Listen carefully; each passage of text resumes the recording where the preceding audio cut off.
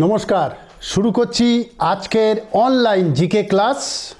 আজ 4 জানুয়ারি 2024, বাংলা তারিখ 18ই পৌষ 1430। প্রথমেই পশ্চিমবঙ্গ জয়েন্ট এন্ট্রান্স পরীক্ষার দরখাস্ত নেওয়া হচ্ছে। এই সংক্রান্ত চাকরির খবরে আমরা আসব, আপনারা অনুষ্ঠান দেখুন। কাজকেরিয়ার ও আমার বাংলার সৌজন্যে অনলাইন জিকে ক্লাসে সবাইকে স্বাগত।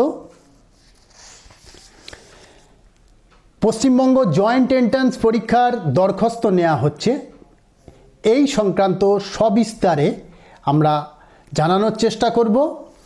তারপর আমরা চলে যাব দ্বিতীয় পর্বে। এই পর্বে বিশেষ বিশেষ খবরে আসব। আজকের গুরুত্বপূর্ণ যেসব খবরগুলি সেগুলো আমরা তুলে ধরব। পাশাপাশি বিশেষ দিন 4 জানুয়ারির এই দিনটির যে তাৎপর্য বা স্মরণীয় কিছু ঘটনা আমরা তুলে ধরার চেষ্টা করব। তারপর সরাসরি আমরা চলে যাব জিকে প্রশ্ন উত্তর পর্বে। যেসব পরীক্ষাগুলো সামনে রয়েছে, আমরা সেই সব পরীক্ষার প্রস্তুতির জন্যই মূলত আমরা এই অনুষ্ঠানটি করে থাকি। সিবিএসইর সিটেট পরীক্ষা, এই পরীক্ষার তারিখ সম্ভবত 21 জানুয়ারি। 2024 সালের ডব্লিউবিসিএস পরীক্ষার বিজ্ঞপ্তি প্রকাশ হবে।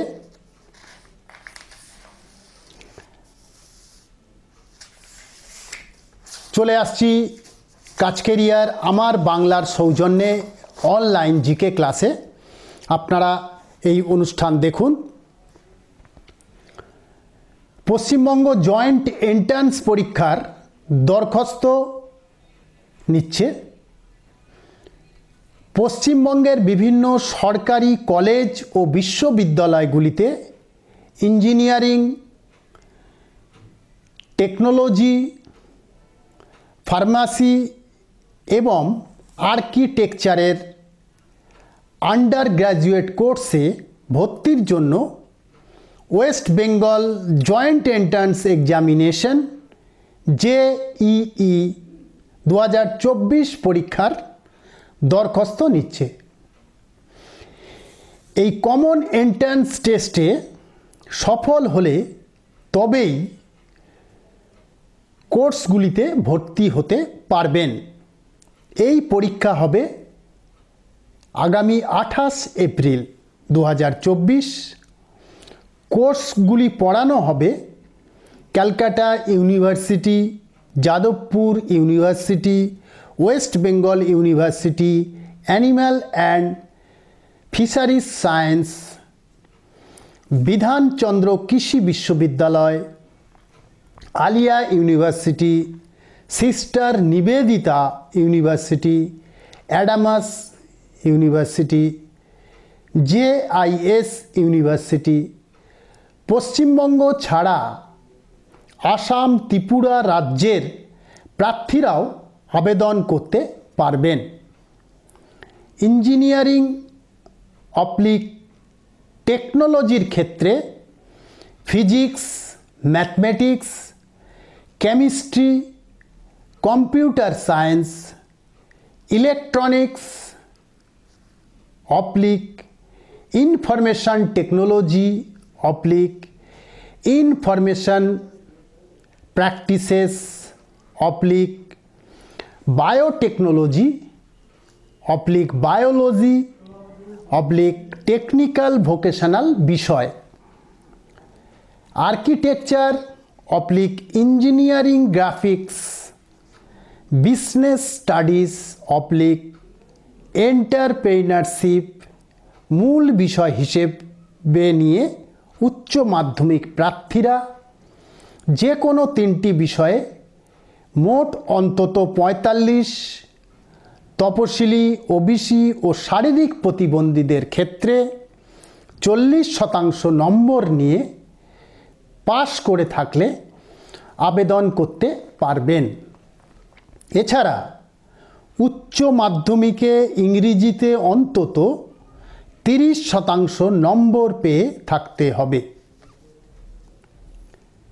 ফার্মাসির ক্ষেত্রে ফিজিক্স, কেমিস্ট্রি ও ম্যাথমেটিক্স বায়োলজি মূল বিষয় হিসেবে নিয়ে অন্তত 45%, তপশিলি, ওবিসি ও শারীরিক প্রতিবন্ধীদের ক্ষেত্রে 40% নম্বর সহ উচ্চ মাধ্যমিক পাশ প্রার্থীরা ওই বিষয়গুলির প্রতিটিতে 5 নম্বর পেয়ে থাকলে আবেদন করতে পারবেন।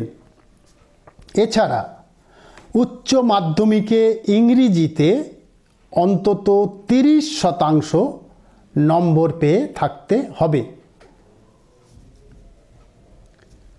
5 বছরের আর্কিটেকচারের ক্ষেত্রে মোট অন্তত 50% নম্বর সহ ফিজিক্স, কেমিস্ট্রি, ম্যাথমেটিক্স বিষয় নিয়ে উচ্চ মাধ্যমিক পাস প্রার্থীরা ওই সব বিষয়ের প্রতিটিতে অন্তত 50% নম্বর পেয়ে থাকলে আবেদন করতে পারবেন। এছাড়া প্রার্থীকে নিউ দিল্লির কাউন্সিল অফ আর্কিটেকচার আয়োজিত national aptitude test in architecture NATA pass করে থাকতে হবে। মেরিন ইঞ্জিনিয়ারিংয়ের ক্ষেত্রে কোনো স্বীকৃত বোর্ড থেকে অন্তত 60% নম্বর সহ ফিজিক্স, কেমিস্ট্রি ও ম্যাথমেটিক্স বিষয় নিয়ে 10+2 পদ্ধতিতে উচ্চ মাধ্যমিক পাস প্রার্থীরা ওই 3টি বিষয়ের প্রতিটিতে অন্তত 5 নম্বর পেয়ে থাকলে আবেদন করতে পারবেন। সঙ্গে মাধ্যমিক উচ্চ মাধ্যমিক স্তরে ইংরেজিতে অন্তত 50% নম্বর পেয়ে থাকতে হবে। মাইনিং ইঞ্জিনিয়ারিংয়ের ক্ষেত্রে ফিজিক্স, ম্যাথমেটিক্স সহ chemistry, biotechnology, biology, computer science, computer application, technical vocational মূল বিষয় হিসেবে নিয়ে 10+2 পদ্ধতিতে উচ্চ মাধ্যমিক পাস প্রার্থীরা ওই 3টি বিষয়ে মোট অন্তত 45, তপশিলি, ওবিসি ও শারীরিক প্রতিবন্ধীদের ক্ষেত্রে 40% নম্বর নিয়ে এবং ওই 3টির থিওরি ও প্র্যাকটিক্যাল বিষয়ের প্রতিটিতে 5 নম্বর পেয়ে থাকলে আবেদন করতে পারেন। এছাড়া উচ্চ মাধ্যমিকে ইংরেজিতে অন্তত 30% নম্বর পেয়ে থাকতে হবে। এই কোর্সের ক্ষেত্রে বর্ণান্ধতা থাকলে আবেদন করবেন না। বয়স হতে হবে 31/12/2024 তারিখের হিসেবে অন্তত 17 বছর। বয়সের কোনো ঊর্ধ্বসীমা নেই। তবে মেরিন ইঞ্জিনিয়ারিংয়ের ডিগ্রি কোর্সে ভর্তির ক্ষেত্রে বয়স হতে হবে 25 বছরের মধ্যে। West Bengal joint entrance examination 2024 হবে কমন এন্ট্রান্স টেস্টের মাধ্যমে। সারা রাজ্যের বিভিন্ন কেন্দ্রগুলিতে এই পরীক্ষার সম্ভাব্য তারিখ 28 এপ্রিল। আবারও বলছি, সারা রাজ্যের বিভিন্ন কেন্দ্রগুলিতে এই পরীক্ষার সম্ভাব্য তারিখ 28 এপ্রিল। আবেদন করবেন অনলাইনে www.nic.in/ওয়েবসাইটের মাধ্যমে 31 জানুয়ারির মধ্যে। আবেদনের ফি বাবদ দিতে হবে 500, তপশিলি ওবিসিদের ক্ষেত্রে 400 টাকা। অনলাইনে ফি জমা দেবেন ডেবিট/ক্রেডিট কার্ড বা নেট ব্যাংকিংয়ের মাধ্যমে। ফি জমা হয়ে গেলে রিসিপ্ট ও কনফার্মেশন পেজের প্রিন্ট নিয়ে নিজের কাছে রাখবেন। পশ্চিমবঙ্গ জয়েন্ট এন্ট্রান্স পরীক্ষার দরখাস্ত আবেদন করবেন অনলাইনে। ওয়েবসাইটটি বলছি www.nic.in/ওয়েবসাইটের মাধ্যমে 31 জানুয়ারির মধ্যে। এই ছিল আজকের বিশেষ একটি চাকরির খবর। পশ্চিমবঙ্গ জয়েন্ট এন্ট্রান্স পরীক্ষার দরখাস্ত নেওয়া হচ্ছে। চলে আসছি পরের পর্বে আমাদের বিশেষ খবর।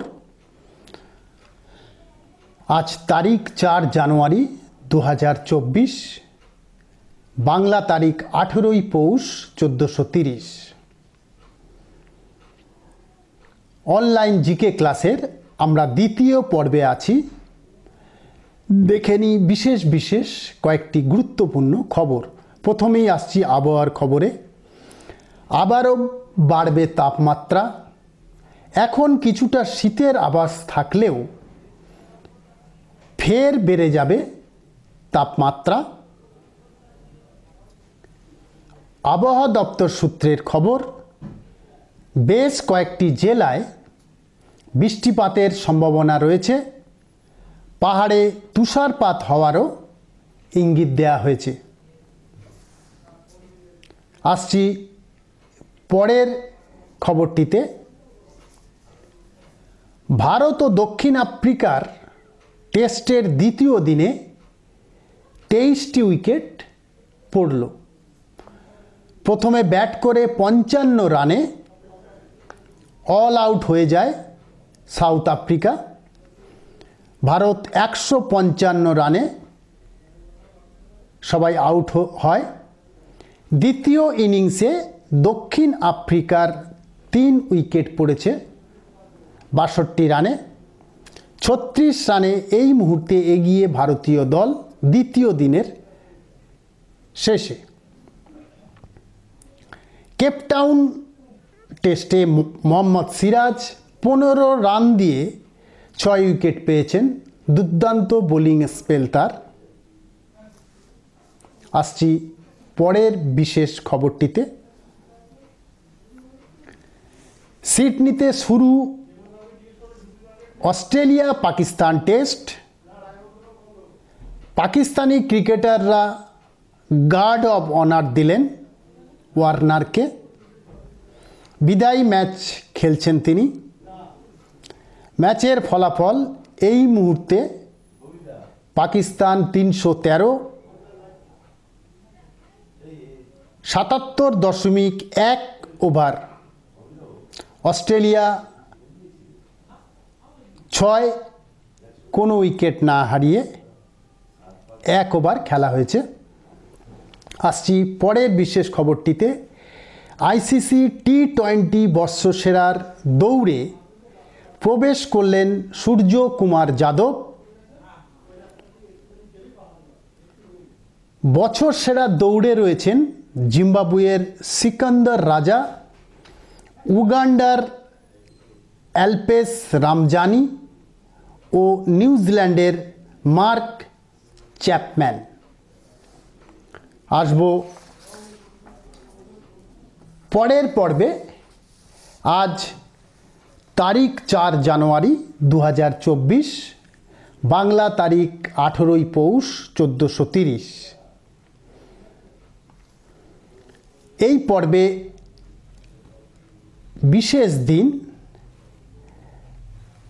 বিশেষ দিনের তাৎপর্য আমরা তুলে ধরব।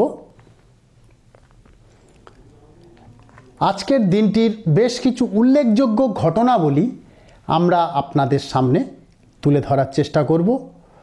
নজর রাখুন, 1994 সালের 4 জানুয়ারি রাহুল দেববর্মন সুরলোকে পাড়ি দিয়েছিলেন।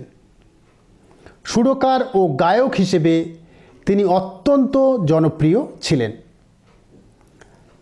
আসছি পরের বিশেষ দিনটিতে। 1861 সালের আজকের দিন মেঘনাদ বধ কাব্যের প্রথম খণ্ড এদিন প্রকাশিত হয়েছিল। 1861 সালের 4 জানুয়ারি। মাইকেল মধুসূদন দত্তের মহাকাব্য এটি। তার লক্ষ্য ছিল এমন একটি কাব্য রচনা করা যাতে ভারতবর্ষ ও ইউরোপের মহাকাব্যের ঐতিহ্যের সমন্বয় ঘটানো যায়। আসছি পরের বিশেষ দিনটিতে। 1932 সালের 4 জানুয়ারি প্রখ্যাত রবীন্দ্রসঙ্গীত শিল্পী সাগর সেন কলকাতায় জন্মগ্রহণ করেছিলেন। 1958 সালে আকাশবাণীতে তাঁর গাওয়া রবীন্দ্রসঙ্গীতের প্রথম রেকর্ডিং বের হয়েছিল। তারিখটি ছিল 1932 সালের 4 জানুয়ারি। প্রখ্যাত রবীন্দ্রসঙ্গীত শিল্পী সাগর সেন কলকাতায় জন্মগ্রহণ করেছিলেন।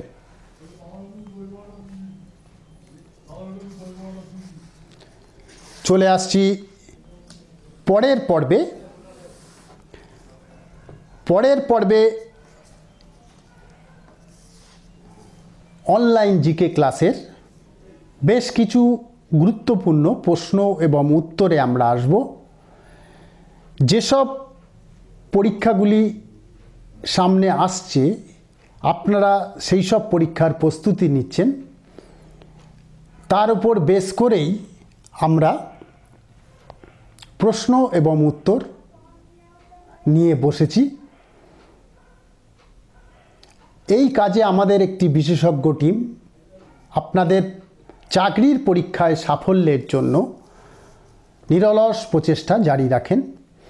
যেসব প্রশ্নগুলি বিগত কয়েকটি বছরে এসছে বা যে ধরনের প্রশ্ন আসার সম্ভাবনা রয়েছে তার ওপরেই আমরা এই জিকে প্রশ্ন উত্তর পর্ব তুলে ধরি। সেটা ভৌত বিজ্ঞান, জীবন বিজ্ঞান, বাংলা, অঙ্ক এবং বিভিন্ন বিষয়ের উপরে আমরা প্রশ্ন উত্তর আপনাদের সামনে তুলে ধরার চেষ্টা করি। চলে আসব প্রথম প্রশ্নে। লাল গ্রহ নামে পরিচিত গ্রন্থটির নাম কি? আমরা লাল গ্রহ এই কথাটি জানি। আমাদের প্রশ্নটি হচ্ছে লাল গ্রহ নামে পরিচিত গ্রন্থটির নাম কি? আসব উত্তরে। এই প্রশ্নের ABCD করে 4টি অপশান থাকবে, 1 2 3 4। এই 4টি অপশানের একটি সঠিক উত্তর আপনাকে বেছে নিতে হবে। প্রশ্নটি ছিল লাল গ্রহ নামে পরিচিত গ্রন্থটির নাম কি? লাল গ্রহ নামে পরিচিত গ্রন্থটির নাম হচ্ছে মঙ্গল গ্রহ। এর উত্তর হচ্ছে মঙ্গল গ্রহ। মঙ্গল গ্রহকে লাল গ্রহ বলে থাকি, বৈজ্ঞানিক ভাষায় অনেকে বলেন। আসছি পরের প্রশ্নে।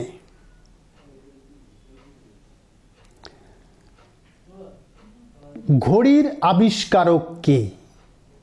বিজ্ঞানের একটি প্রশ্ন। আমরা ঘড়ির ব্যবহার করি। আমাদের প্রশ্নটি হচ্ছে ঘড়ির আবিষ্কারক কে? এর উত্তর হচ্ছে পিটার হেনলেন। পিটার হেনলেন যিনি ঘড়ি আবিষ্কার করেছিলেন। আসছি পরের প্রশ্নে। বিশ্বের বৃহত্তম মহাসাগরের নাম কি? ABCD করে 4টি অপশান থাকবে। সঠিক, এক্ষেত্রেও সঠিক উত্তরটি আপনাকে বেছে নিতে হবে। আমাদের প্রশ্নটি ছিল বিশ্বের বৃহত্তম মহাসাগরের নাম কি? উত্তর হচ্ছে প্রশান্ত মহাসাগর। বিশ্বের বৃহত্তম মহাসাগর হল প্রশান্ত মহাসাগর। আসব পরের প্রশ্নে। ভারতের জাতীয় জলজ প্রাণী কোনটি? কাজকেরিয়ার আমার বাংলার সৌজন্যে অনলাইন জিকে ক্লাসের আমরা রয়েছি বেশ কিছু চাকরিমুখী প্রশ্ন এবং উত্তর পর্বে। আপনারা অনুষ্ঠান দেখুন। ভারতের জাতীয় জলজ প্রাণী কোনটি? জাতীয় জলজ প্রাণী হচ্ছে নদী ডলফিন। 1 2 3 4 করে 4টি অপশান থাকবে। সঠিক উত্তরটি আপনাকে বেছে নিতে হবে। এক্ষেত্রে সঠিক উত্তরটি হচ্ছে নদী ডলফিন। ভারতের জাতীয় জলজ প্রাণী হচ্ছে নদী ডলফিন। আসবো পরের প্রশ্নে। পৃথিবীর সবচেয়ে উঁচু পর্বত কোনটি? এই প্রশ্নের উত্তর সবাই প্রায় জানেন। পৃথিবীর সবচেয়ে উঁচু পর্বত কোনটি? পৃথিবীর সবচেয়ে উঁচু পর্বত হল মাউন্ট এভারেস্ট। মাউন্ট এভারেস্ট হল পৃথিবীর সবচেয়ে উঁচু পর্বত। আসছি এই পর্বের পরবর্তী প্রশ্নে। সমদ্বিবাহু ত্রিভুজ কি? সমদ্বিবাহু ত্রিভুজ কি? এটাই ছিল প্রশ্ন। জ্যামিতির একটি গুরুত্বপূর্ণ প্রশ্ন। এই সমদ্বিবাহু ত্রিভুজ কি? এই প্রশ্নটিও ABCD করে 4টি অপশান থাকবে। সমদ্বিবাহু ত্রিভুজ কি? এর উত্তরে আসছি। সমদ্বিবাহু ত্রিভুজ হলো একটি ত্রিভুজ যার দুটি বাহুর দৈর্ঘ্য সমান বা দুটি বাহু সমান। বোঝানোর জন্যে আরও পরিষ্কার করে দেওয়ার জন্য বলছি, সমদ্বিবাহু ত্রিভুজ হচ্ছে একটি ত্রিভুজ যার দুটি বাহুর দৈর্ঘ্য সমান বা দুটি বাহু সমান থাকে, তাকে সমদ্বিবাহু ত্রিভুজ বলা হয়। এই প্রশ্নটিও খুবই গুরুত্বপূর্ণ। চাকরিমুখী পরীক্ষায় এই ধরনের প্রশ্ন আসার একটা সম্ভাবনা থাকে, খেয়াল করে দেখবেন। আসব পরের প্রশ্নে। উদ্ভিদ দ্বারা কোন ধরনের গ্যাস শোষিত হয়ে থাকে? আসছি সেই প্রশ্নে। উদ্ভিদ দ্বারা কোন ধরনের গ্যাস শোষিত হয়ে থাকে? আমরা উদ্ভিদ দেখি, তাদের এক ধরনের গ্যাস শোষণ করার ক্ষমতা থাকে, তার নাম কি? প্রশ্নটা ঘুরিয়ে আসতে পারে। এই ধরনের প্রশ্নই আসার সম্ভাবনা রয়েছে। প্রশ্নটি হচ্ছে উদ্ভিদ দ্বারা কোন ধরনের গ্যাস শোষিত হয়ে থাকে? উদ্ভিদ দ্বারা কার্বন ডাইঅক্সাইড গ্যাস শোষিত হয়ে থাকে। গাছেরা কার্বন ডাইঅক্সাইড গ্রহণ করে, এক্ষেত্রে উত্তর হচ্ছে কার্বন ডাইঅক্সাইড। আসছি আবহাওয়ার একটি গুরুত্বপূর্ণ প্রশ্নে। আপনারা অনুষ্ঠান দেখুন। আবহাওয়ার 90 ডিগ্রি আর্দ্রতা বলতে কি বোঝায়? ভূগোলের একটি গুরুত্বপূর্ণ প্রশ্ন। আবহাওয়ার 90 ডিগ্রি আর্দ্রতা, এই কথাটি সচরাচর আমরা শুনে থাকি। আমাদের ভূগোলের একটি গুরুত্বপূর্ণ প্রশ্ন, আবহাওয়ার 90 ডিগ্রি আর্দ্রতা বলতে কি বোঝানো হয়ে থাকে বা কি বোঝায়? 1 2 3 4 করে 4টি অপশান থাকবে। আমি সঠিক উত্তরটিতে আসছি। বাতাসে জলীয় বাষ্পের পরিমাণ সম্পৃক্ত অবস্থায় 90 ডিগ্রি বোঝানোর জন্য বলছি, বাতাসে জলীয় বাষ্পের পরিমাণ সম্পৃক্ত অবস্থায় 90 ডিগ্রি। এই 90 ডিগ্রি আবহাওয়ার 90 ডিগ্রি আর্দ্রতা বোঝানো হয়ে থাকে। বাতাসে জলীয় বাষ্পের পরিমাণ সম্পৃক্ত অবস্থায় 90 ডিগ্রি। আসব পরের প্রশ্নে। এটিও একটি ভূগোলের প্রশ্ন। একটি চাকরি পরীক্ষায় এই প্রশ্নটি এসছে, আমরা এই অনুষ্ঠানে তুলে ধরার চেষ্টা করছি। এই ধরনের প্রশ্ন আসার সম্ভাবনা থাকে। প্রশ্নটি হচ্ছে, কোন কাল্পনিক রেখা থেকে অক্ষাংশ গণনা করা হয়? খুবই গুরুত্বপূর্ণ প্রশ্ন। কোন কাল্পনিক রেখা থেকে অক্ষাংশ গণনা করা হয়? এ বি সি ডি করে 4টি অপশান থাকবে। আমাদের প্রশ্নটি ছিল, কোন কাল্পনিক রেখা থেকে অক্ষাংশ গণনা করা হয়? উত্তর হচ্ছে বিষুব রেখা। বিষুব রেখা থেকে, এই বিষুব রেখা থেকে অক্ষাংশ গণনা করা হয়ে থাকে। আসছি পরের প্রশ্নে।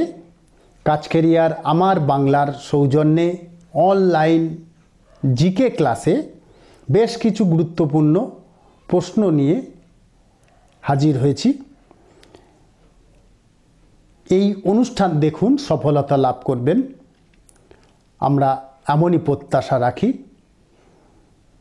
অন্যকে এই অনুষ্ঠান দেখার সুযোগ করে দিন। অনুষ্ঠান দেখুন, সাবস্ক্রাইব করুন। আপনার নিজস্ব কোনো প্রশ্ন বা মতামত থাকলে অবশ্যই আমাদের কাছে পাঠান। আমরা যথাসময়ে সেই মতামত বিবেচনা করব বা প্রশ্নের উত্তর দেব। আসছি পরের প্রশ্নে। কোন ধাতু সর্বাপেক্ষা হালকা? সাধারণভাবে সবাই প্রায় উত্তরটি জানেন। কোন ধাতু সর্বাপেক্ষা হালকা?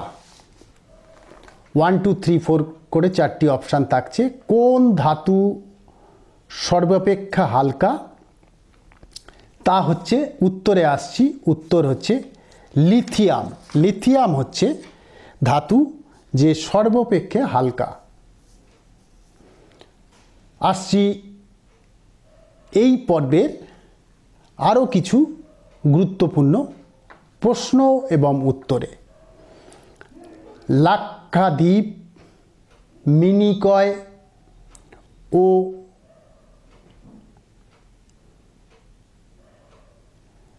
আমনদ্বীপ দ্বীপপুঞ্জের নাম পাল্টে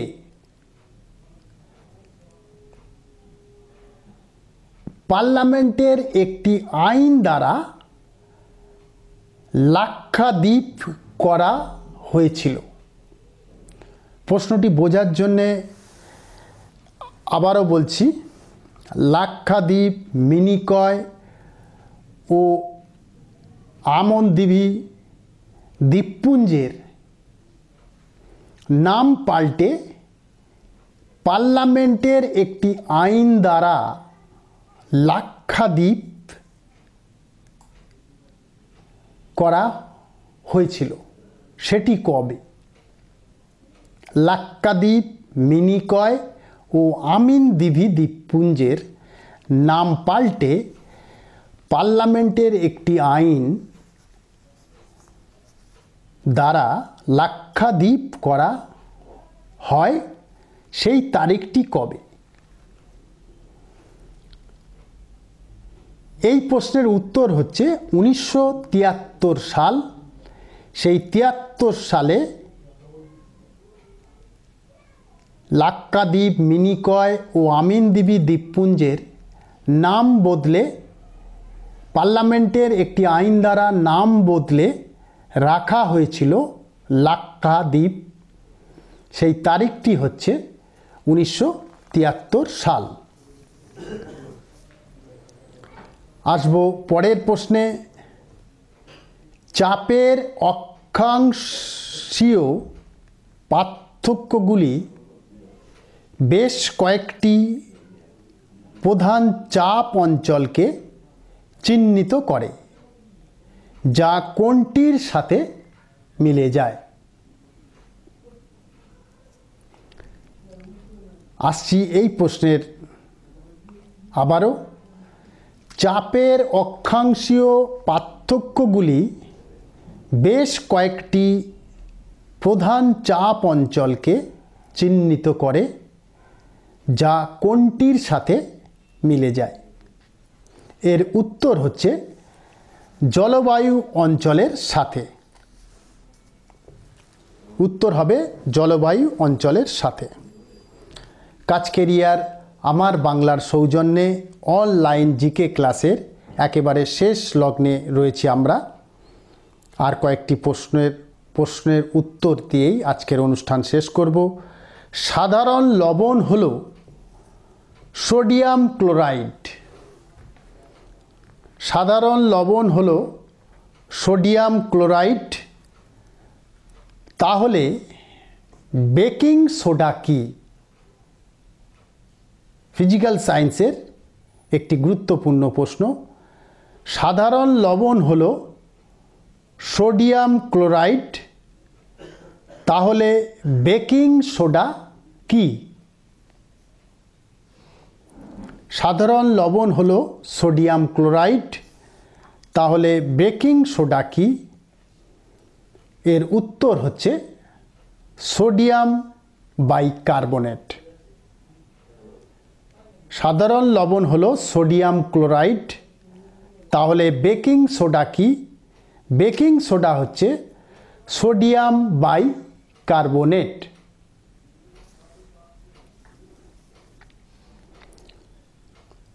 আসছি পরের প্রশ্নে। ওজোন হোল বলতে কি বোঝায়? ওজোন হোল বলতে কি বোঝায়? আসছি উত্তরে। স্ট্র্যাটোস্ফিয়ারে ওজোন স্তরের পুরুত্ব হ্রাস, মানে স্ট্র্যাটোস্ফিয়ারে ওজোন স্তরের যে ঘনত্ব বা পুরুত্ব তা হ্রাস পায়। আসছি পরের প্রশ্নে। পারমাণবিক আকারকে একটি ইউনিটে প্রকাশ করা হয়, তার নাম কি?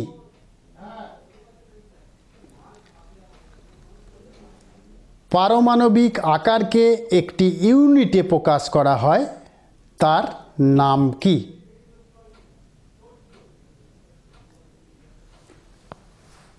পারমাণবিক আকারকে একটি ইউনিটে প্রকাশ করা হয়, তার নাম কি? তার নাম হচ্ছে ফার্মি। আসছি পরের প্রশ্নে। আলোকবর্ষ কিসের একক? আলোকবর্ষ কিসের একক? আলোকবর্ষ হচ্ছে দূরত্বের একক। আমাদের প্রশ্নটি ছিল আলোকবর্ষ কিসের একক? উত্তর হচ্ছে দূরত্ব। এই প্রশ্নের সাথে সাথেই শেষ করছি আজকের অনুষ্ঠান।